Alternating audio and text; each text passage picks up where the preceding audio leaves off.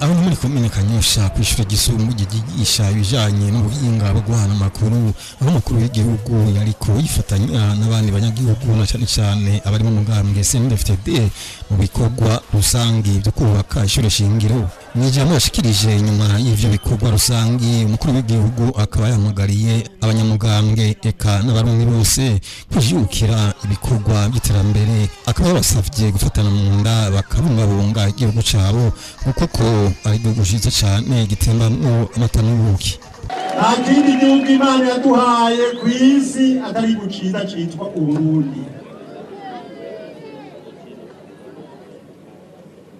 Igihugu gitemba amata n'ubuki, igihugu kirimo ibikeke,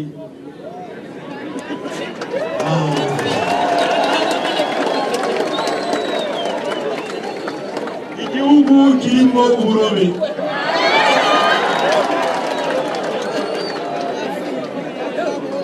igihugu kirimo amavoka,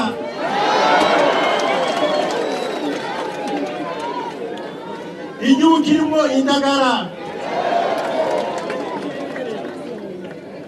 igihugu kimwe abantu beza cyane rabana mu mazi. Muri iryo jambo kandi umukuru w'igihugu yagabishije ko atamuntu n'umwe yosubira kugira agatima ko gutera intambara mu Burundi. Umuntu wari we wese acibaza yuko amazi ya kera igihome urutaro azosubira gucuza agatima yiyumvira gutera intambara kujya twavuze izotangura iwe igerera mu nzira.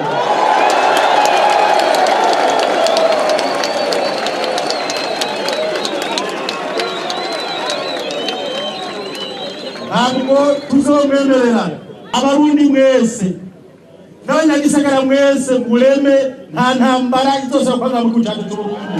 Imana mwiza cyane. Nta wundi muntu azosubira guca mu yindi nzira atari amatora.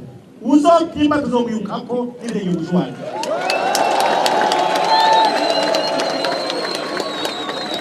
Ufise umutima yuko yaducana mu yindi nzira atari amatora, abarambara amakunja zo kwibuka irenge vyo gukira. Tuzomwibuka ko ntituzokumwemera nta ntwaro y'agasumiranyo tuzosaba kwimira ngamu cyacu. Muri iki gihe himirije amatora, umukuru w'igihugu yateye akamo abanyamugambwe n'abandi barundi bose kuzokwitaba amatora bakazotora abafise imigambi myiza, ntibakurikire ivyiyumviro by'amacakubiri. Namye ko vyobero vyarimwo kandi intumwa zivuye mu bindi bihugu nka Kongo, Tanzania, Botswana hamwe na Namibia. Inyuma y'iryo jambo ry'umukuru w'igihugu akaba haciye hakurikira urugendo rwo kumuherekeza.